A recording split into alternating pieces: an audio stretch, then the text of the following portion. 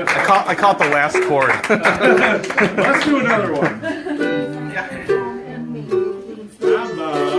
What's a good one? Keep your lamb trimmed and burning. Do you have any more Dylan? I don't, I'm afraid. We can do another verse of that one. Yes. We can. I thought we were on live. Yeah, I want us to keep going. Okay, you guys know it. Leah, you know it. Can you help us sing it? Jason, Oliver. I see my light come shining. You know it, sing it. From the west down to the east. Any day now, any day now, I shall be released. Okay, now everybody sing this time. I see my light come shining. There you go, harmonies too. From the west down to the east. Any day now, any day now, I shall be released. Ooh, ride me home. Tomorrow's the day the bride's gonna come. Oh Lord, we gonna fly down to the beach and ooh, ride me home. Tomorrow's the day my bride's gonna come. Oh Lord, we gonna fly down to the beach. What do you say?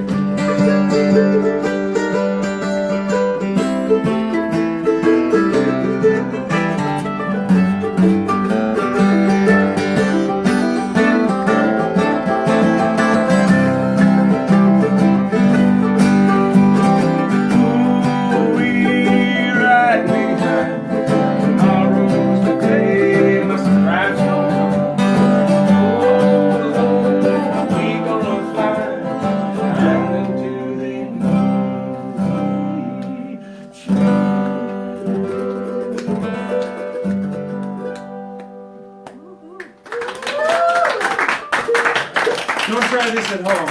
We're professionals. No, I say try this at home. Hey, wait. We did. Am I looking at you? Oh yeah. Okay. Hi out there in Facebook land, and hi everybody here. We're so glad that you're here. And I'm going to take just a couple of minutes to introduce Leah. I met Leah at an Indivisible meeting in North Branch very shortly after the election when we were all looking, searching.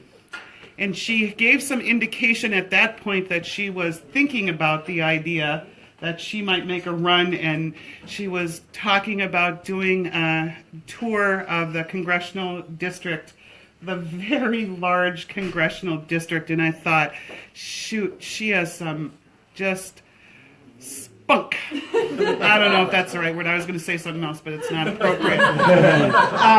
And I have to say, I'm not enamored of the Democratic Party right at the moment, but I am very enamored of the candidate. She is bright, committed, has a lot of integrity, and loves the world and the people in it. And that makes me so hopeful, it makes me almost want to cry. She's really smart. Feel free to ask her questions, and if she can't answer them, you'll be dazzled by how she'll work with you to get them answered. So please welcome Leah Phifer.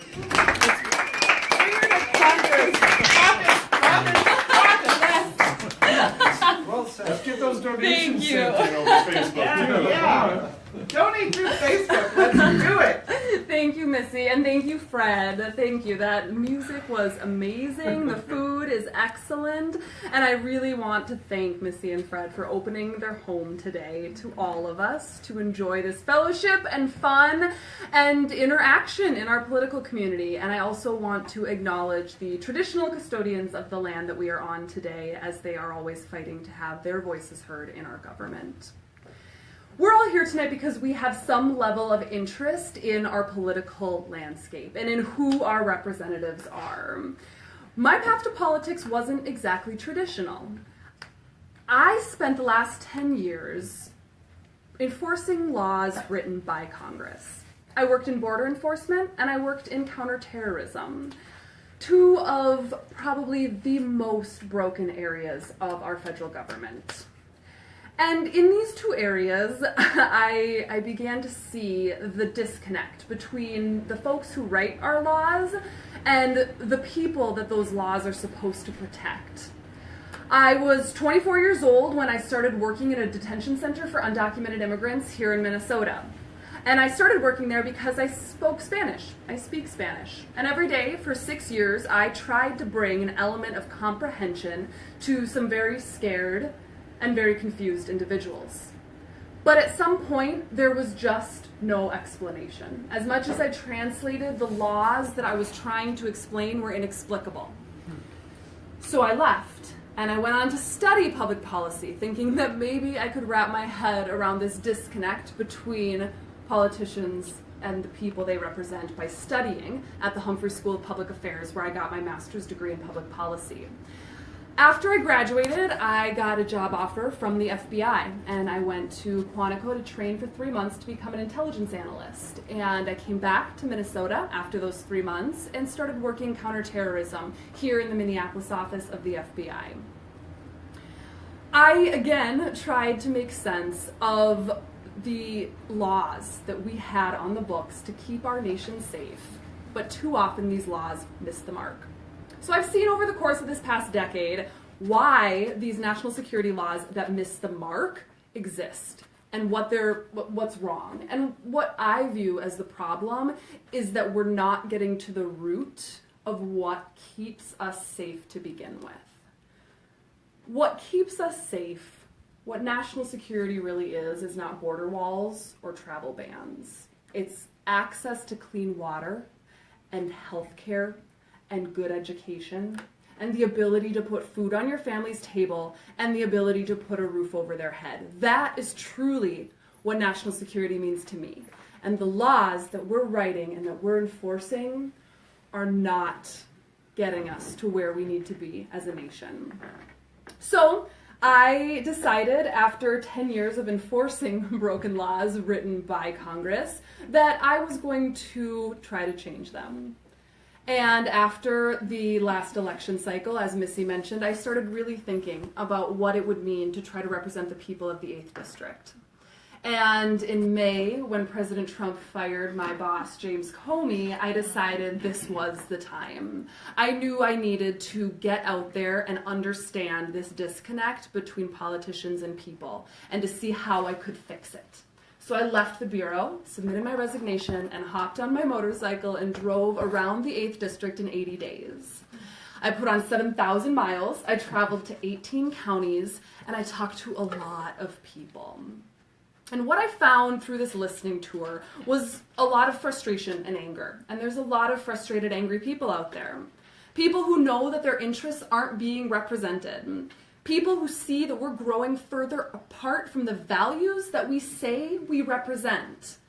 And there's this growing disconnect that is reflected in the win numbers of the past 3 cycles. We're not winning this district, this blue district that has been Democratic for 70 of the past 72 years. We're not winning this district by the margins that we used to. Last year, we won by 0.5 percentage point. And it's not because we are growing more conservative, but we are growing more disconnected from our values. And our leadership is no longer reflecting those values. So, after talking to a lot of frustrated and angry people, I decided that we can't play this safe anymore. We're not going to be reflecting our values by compromising them, by issuing concessions, especially to large corporations that don't have our people's best interest in mind. So I decided that I was going to throw my hat in the ring, and in early October I declared that I was going to seek the DFL endorsement to represent the 8th District of Congress. Thank you. So I've been told that it's pretty audacious of me to run for this seat. I didn't wait my turn and I didn't ask permission. I just saw a need in my community and I wanted to address it. Yay. And I saw this gaping wound across our district, and I had the audacity to want to do everything in my power to try to heal it. So if that's audacious, then so be it. But perhaps we need a little more audacity in our politics. Perhaps we need a Democratic Party that isn't so scared right now. A Democratic Party that is ready to stop losing elections across the country because we're compromising our values. Some people will tell you that we have to make these concessions to win, that we have to win over people who've never had their neighbors and their community's best interests in mind. And I say that is the reason, those concessions are the reasons that we have been steadily losing votes across the district. So if we are dangerously close to losing this district, we can't react in fear. We can't react in fear by digging our heels in and trying to continue doing the same things that we've been doing over and over again. We need to have the audacity to be bold in our vision and in our values and stand strong for what we believe in. So I will tell you what I believe the Democratic Party stands for. We stand for economic justice. We stand for social justice. We stand for universal human rights, universal health care, labor, and environmental protections. That's what we stand for. And those are the values that we continue to distance ourselves from. So if it's audacious to believe that we don't have to compromise those values, then the Democratic Party could use a little more audacity. And that's what I believe. Here. So I'm here tonight to tell you that I want to get us back to where we were in the days of Hubert Humphrey and Paul Wellstone and Will Munger and the men who stood for human rights and economic justice and environmental protections. I want to make this district dark blue again, where we can win by large margins by running on our values and not compromising those for anyone. So I am here tonight to ask your support in that endeavor, in that adventure, that we can make this district what we know it can be. I will be here all night answering questions, both from everyone in the room as well as those who've joined us on Facebook Live. And I like I said, I'm here, I am open, I'm accessible, as Missy and Fred know, and I'm looking very forward to earning your support to represent you in 2018. Thank you so much.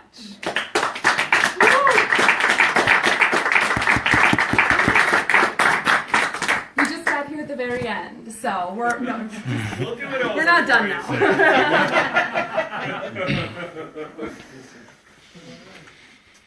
Anybody have any burning? Fred, I know he's got a burning question on his mind. No, it rants. Rants. You don't want to hear those. Yeah. You mentioned 3 men. Paul, A man by the name of Paul Wellstone, Willard Munger, and Hubert Humphrey. Okay, what about women? That is a problem we've encountered, isn't it? What about Koya Knudsen? Koya Knudsen immediately comes to mind. Koya Knudsen was our first woman elected to Congress from the state of Minnesota. And she also represents very strongly what I believe is lacking nowadays, which is the connection to her district, which is she was a champion for farmers, a champion for the rural population, and we're often seeing that disconnect. I don't know if it's politicians spending too much time in Washington, but we just see that what the people want isn't always reflected in what their representatives are championing in Washington. And there's a lot of concessions being made. I'm not against compromise. We need to compromise, and we need to make sure that we are reaching across the aisle, but we don't need to compromise when it comes to our values, our core values of human rights, universal health care, environmental protections. That's what we stand for. And we need more women in we need more men in positions of power, because I've always believed that you can't be it unless you see it. And with the lack of women, especially in the Minnesota delegation, I mean, we have 3 congresswomen that Amy and Betty, and we need to add to those ranks so that women, young girls, can see what they can then be.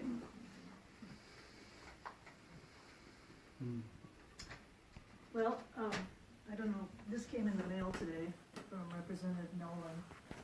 I don't know, did he know you were doing this event?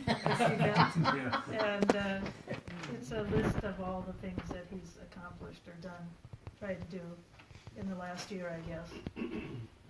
And for me, to be honest, you know, I've been pretty happy with his votes in almost all categories, except when it comes to the copper sulfide mine. For me, that's really been a painful thing.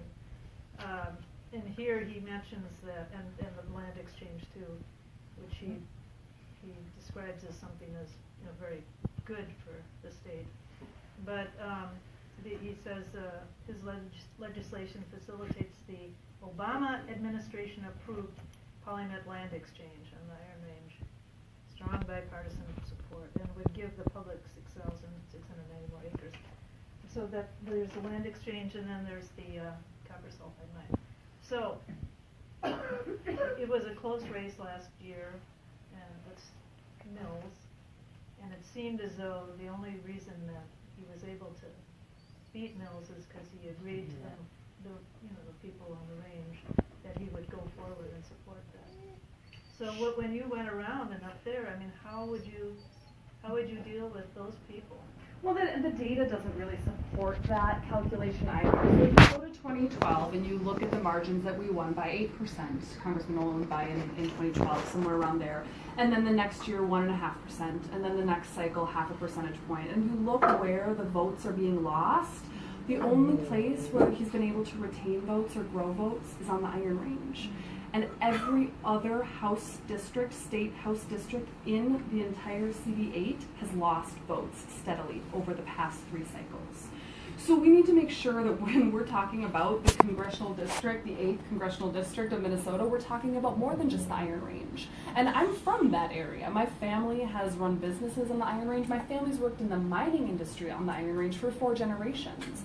But the population isn't there to carry us to victory if that's the only area where we're going to try to build the economy. I absolutely believe that we need a thriving iron ore industry. I believe that there are a lot of good things that can still be done there. I know there are a lot of good things. But we need to be incredibly careful because so much of our economy in the 8th district depends on clean water, depends on Lake Superior and the boundary waters. I've talked to so many outfitters in Ely and around the surrounding area. Their livelihood depends on people wanting to come up and visit. So we need to stop pitting economies against one another, and my job is better than your job. And having that conversation has led to the divide that we have right now, the divide that has made us the single most vulnerable district in the entire country. Cook Political Report just labeled CD8 as the one district that could flip from blue to red next year in what should be a blue wave. We should be buckling down to be just inundated with Democrats at the polls, but instead we're dangerously close to losing this district because of the divide that has been perpetrated by the congressman's public policy decisions.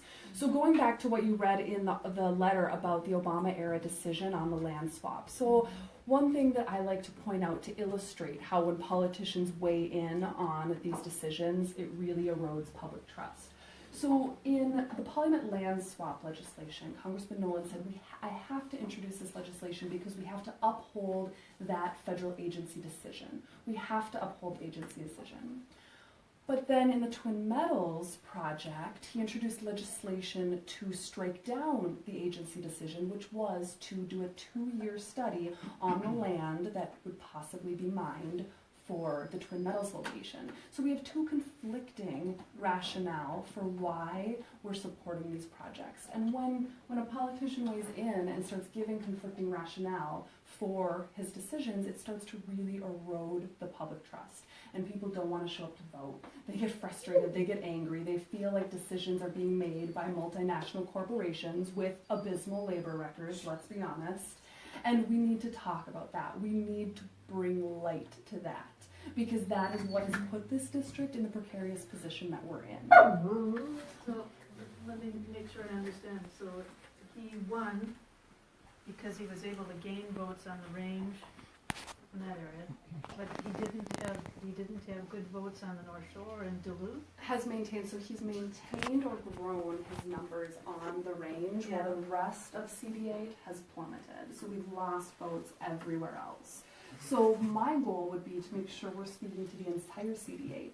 I grew up on the shores of Lake Superior, but I live in Isanti now. I understand what our economy is based on. I'm a commuter. I go down to the Twin Cities twice a week to teach. A lot of my friends and neighbors are commuters. And we need to make sure we're talking about infrastructure. We're talking about rural broadband. We're talking about supporting small businesses, because those are going to be the economy of the future, the economy of the present, honestly. And if we're governing like it's 1978 and the mines are employing as many people as they used to, of course there's going to be a disconnect between frustrated, angry people who feel that their economic interests are not being represented. And that's reflected in the numbers across the district, everywhere but the Iron Range. Yeah, we have a question from Barbara Crow. How can we improve sustainable economic development in northern Minnesota? So we are working on an economic development plan headed up by the wonderful John Harrington that we plan on rolling out in early January. And the plan is working lands, working people, working together.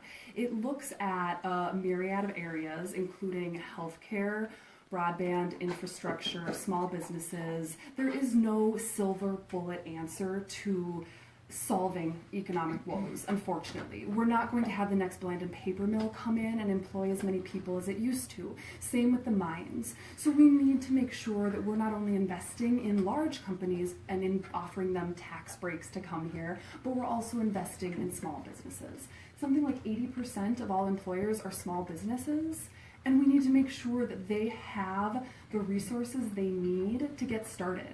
What we're seeing at the state level is a lot of incredibly strict licensing requirements that are prohibiting people who want to open up daycare centers, people who want to open up salons, and a convoluted bureaucracy that is preventing them from adding to the economy and to their communities. So I would like to see less red tape in that arena. I would like to see more grants being issued to small business owners, to breweries, to people who are trying to invest in their community anywhere throughout the district. So I look forward to sharing more details on the plan, but that is in general looking at the healthcare industry, which is growing rapidly, small businesses, as well as infrastructure, including rural broadband. Would you mind defining small business for everybody maybe watching? Because that's a term that's bandied about with very little parameters around it. Yeah, so I mean, when I say small business, I mean small business, like less than 20 employees. Sometimes people say small business and they mean less than 500 employees. That doesn't seem like a small business to me.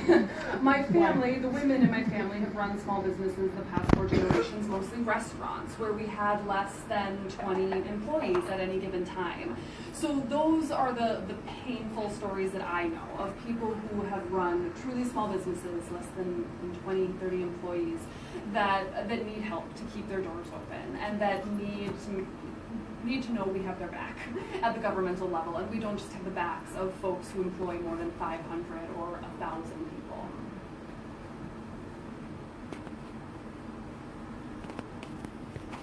Any other questions? We have a few more online. Do you want to read one of those, Missy? I read the only question that I could see. What? Yeah, there's comments. As we get an If there's more coming, I'm not seeing them Oh. on my feed. Persons who are under 30 to screen these. Another reason why I love Leah Phifer. She can handle it, I can't. But I'm okay with it. It's true though. I mean, we do. I joke, but we do have to reach out to millennials, and you know, it's a generation that gets a little too much attention sometimes. I get it, but there are only 5 millennials in Congress right now, and we are the largest living population in the country. So there should be 97 millennials in Congress if we were to actually represent the percentage of the population that we are. And then that also speaks to women and the lack of women in Congress. Only 20% of Congress is women. So we're seeing, so we're seeing a representative democracy that's not truly representative.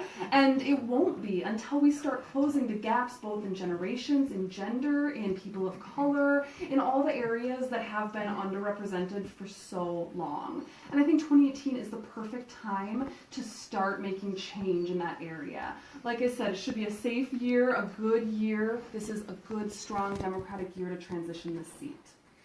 Don't you think that's based largely on the money that flows to those in power? So what's your plan for pushing the Leah Phifer for Congress plan without necessarily having that financial backing? Going back to the democratization of democracy. So we're seeing that we're able to do things like tonight. So we're able to get a person who had no name recognition before meeting Missy at an Indivisible meeting a few months ago, able to advertise on social media and live stream and get people involved across the district, across the country for pennies on the dollar.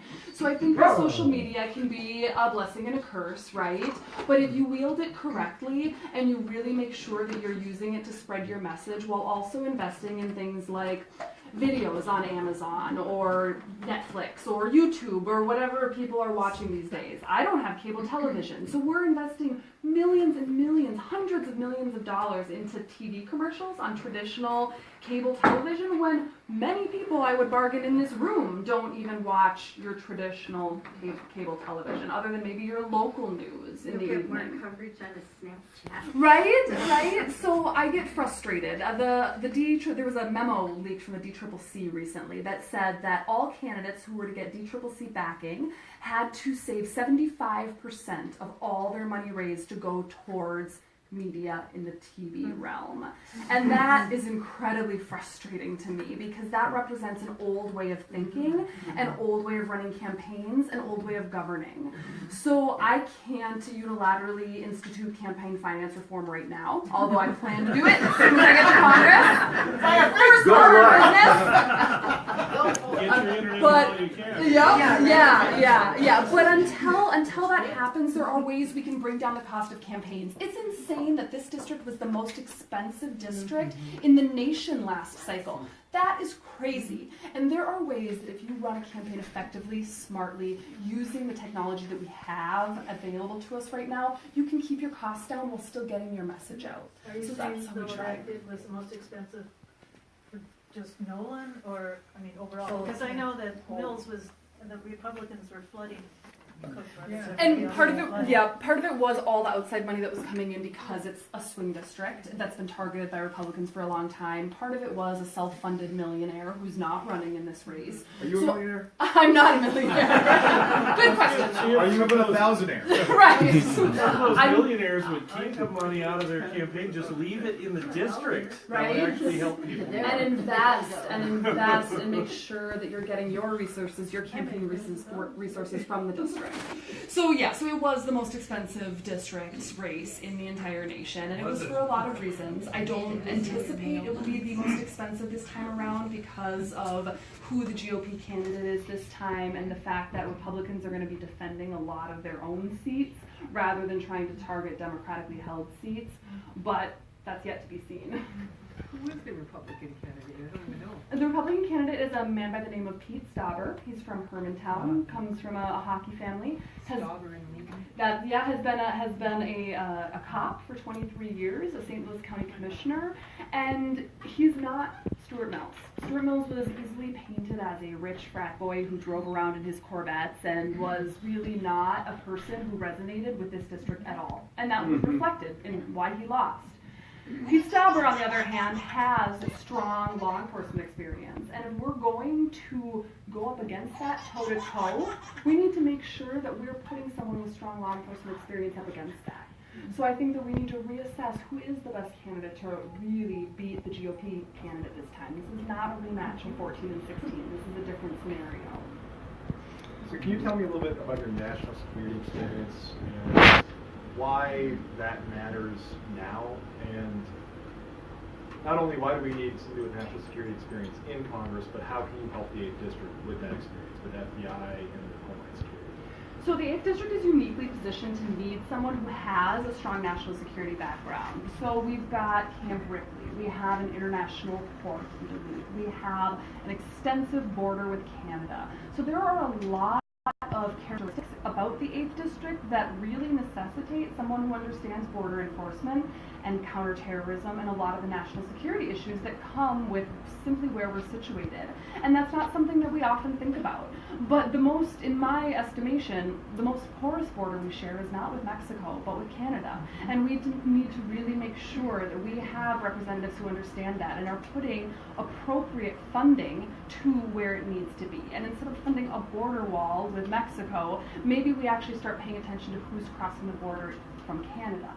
So there's a lot of things in the national security realm that could be reflected in the 8th District here and could really serve us well. Question from Facebook. Denise asks, we love and value our iconic gray wolves. Will you protect them? Yes.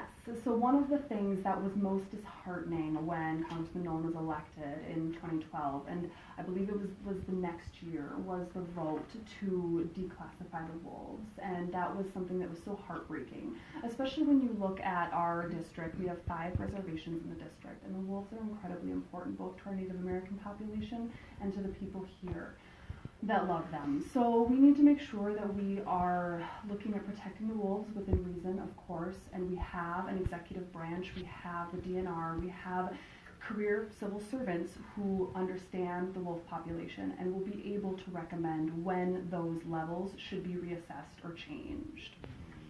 A few other Facebook things. Andrew Carmichael says hi. Hi, Andrew. Friend from college. Richard asks, in the last presidential election, I voted for neither of the major party candidates. The 2 major parties seem to have moved to the extremes, left and right. Why should I believe you will reach across the aisle and compromise? Yeah, that's a really good point. So we have become so incredibly polarized, and we have this 2-party system that has, I think, done a lot more harm than good sometimes. I personally would love to see a viable 3rd party. And I think that in the future we could support that, but right now it's just not where we're at. We have a 3rd party candidate running in the 8th District that is polling at somewhere around 10%, which is frankly sort of scary, because similar to what happened in 2016, the 3rd party will siphon off votes mostly from the Democratic side, which is scary. So going back to the reaching across the aisle question, I've spent the last 10 years in law enforcement, and no one here is probably surprised that law enforcement is conservative, right? We tend to be Republicans. We tend to have a more conservative mindset from a lot of our progressive counterparts. And I've learned throughout those 10 years to build incredible relationships with the people that I served with, regardless of our political affiliation. So that relationship building is so important, and it's something that I've done every day for the past 10 years. So there are ways that we can work towards the same goal, even if we have different ways of achieving it. I believe that the Republicans do want clean water and want health care for their families and for their children, and for their children to be able to grow up in safe neighborhoods. We just sometimes have different ideas on how to get there and where to place the resources.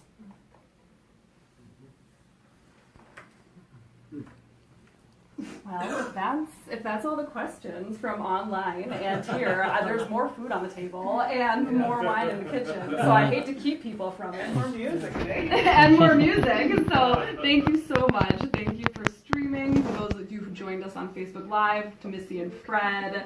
And please, for those of you who are here or online, if you would like to see some change in your leadership and you do like what you're hearing, please consider supporting the campaign. We have some materials over there, a sign-up sheet, and Jason will be taking donations. Thank you so much.